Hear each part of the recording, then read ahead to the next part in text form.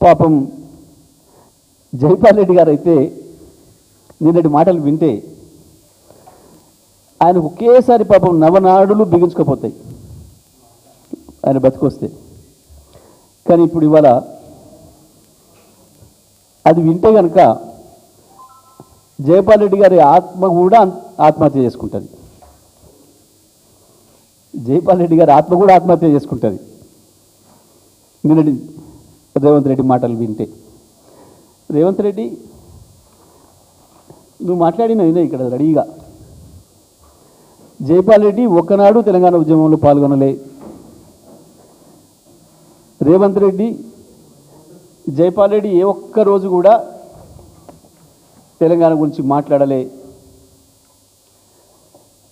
నువ్వు మాట్లాడిన మాటలు జైపాల్ రెడ్డి గారు బతుకున్నప్పుడు ఒక్కరోజు అంటే ఒక్కరోజు జైపాల్ రెడ్డి గారి గురించి నువ్వు ఒక అక్షరం మంచి. అయితే పాపం మరి నీ విషయంలో జైపాల్ రెడ్డి గారు కూడా ఎప్పుడు పొరబడలే. అసలు నిన్ను మనిషి కింద లెక్క పెట్టడానికే ఇష్టపడలే ఎప్పుడు జైపాల్ రెడ్డి గారు.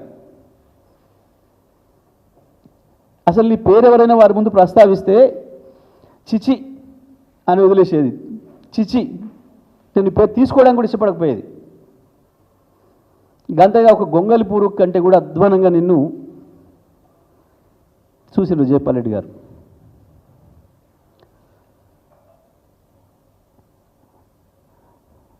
పాపం నువ్వు జైలు పోయినప్పుడు మాట్లాడండి అని చెప్పి చాలామంది రిక్వెస్ట్ చేస్తే కూడా ఇష్టపడలేవారు.